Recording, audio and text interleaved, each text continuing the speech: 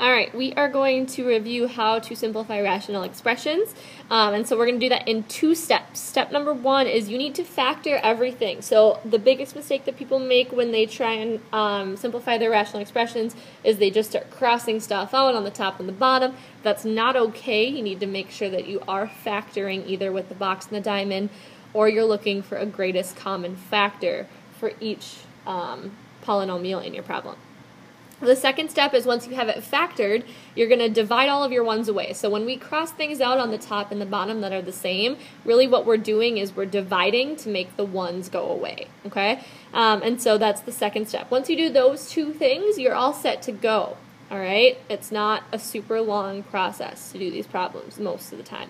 So in the first example that's on your worksheet, we have to do factoring where we take out the greatest common factor. Now this is one that we're not as good at, okay? We're much better at the box and the diamond than we are at doing this greatest common factor stuff.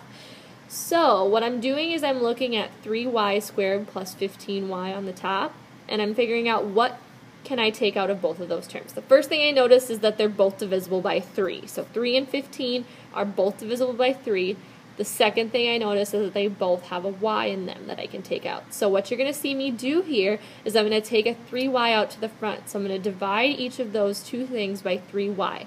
When I divide 3y squared by 3y, the only thing that's left is 1y. So I divided 3 by 3, I got 1.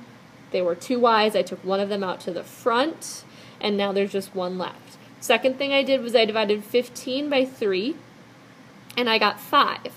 I had 1y and I took that away. So once I reverse distributed that 3y, what I was left with on the inside of the parentheses was y plus 5. I'm going to do that same thing on the bottom. What I notice is that 10 and 2 here are both divisible by 2.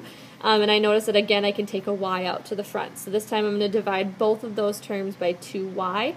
And again, when I divide 10y by 2y, I'm left with just 5. When I divide 2y squared by 2y, I have a y. Y plus 5 and 5 plus y are the same thing, so you're going to see me cross those 2 things out because they're the same. And then I can take out the y that's on the top and the y that's on the bottom. This is the step where I'm dividing to make ones, okay? You cannot cross anything out that's touching a plus or a minus sign. I could only cross off these because they have parentheses around them. They're touching multiplication. I could cross off these 2 y's because they're touching multiplication on both sides like that, okay? If anything that you have in your problem is touching a plus or a minus, you cannot cross it off, okay? So my final answer here, the only thing that was left once I divided my ones out was 3 over 2.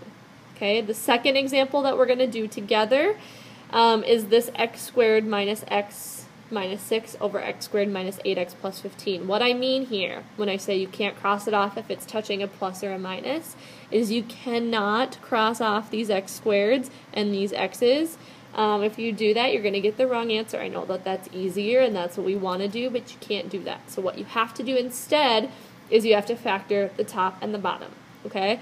You can do this in your head if you don't need the box and the diamond because there's no number in the front here, but if there's a number in front of your x squared, you need to use the box and the diamond. I'm going to suggest that you use it for every problem anyway, and so make sure that you're doing that. So I'm going to do the box and the diamond for the top.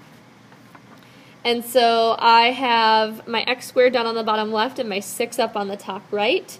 I multiply those 2 together and I get negative 6x squared on the top of my diamond. I put the middle term, negative x, down on the bottom. Okay? I'm looking for 2 things that multiply to negative 6x squared and add to negative x. So what I'm going to use is negative 3 and 2. So negative 3 and 2 multiply to negative 6 and add to negative 1. I fill those into the box. Okay, and then I fill in the outsides of my box to get x plus 2 on the bottom and x minus 3 on the side. What I would like you to do is pause the video and try and factor out the bottom x squared minus 8x plus 15. Try that one on your own. Okay, hopefully you successfully did the box and the diamond. If not, let's go ahead and check what you did. So I have x squared and 15. I multiply those to get 15x squared. And then I put that negative 8x on the bottom of my diamond. If I need to multiply to a positive 15 and add to a negative x, I need both of my numbers to be negative. And so I'm going to use negative 3 and negative 5. Okay, those are going to multiply to 15 and add to negative 8. I fill in the outsides of that box, and I get x minus 3 and x minus 5. Okay, now the two factors that are the same on the top and the bottom are x minus 3 and x minus 3, and all that I'm left with is x plus 2 over x minus 5. Okay, the problems that I would like you to do off of the worksheet now, give me 1 second to figure it out. I would like you to go to your worksheet and do number 1, number 5, number 6, and that's it. 1, 5, and 6, please. I want to see those ones done.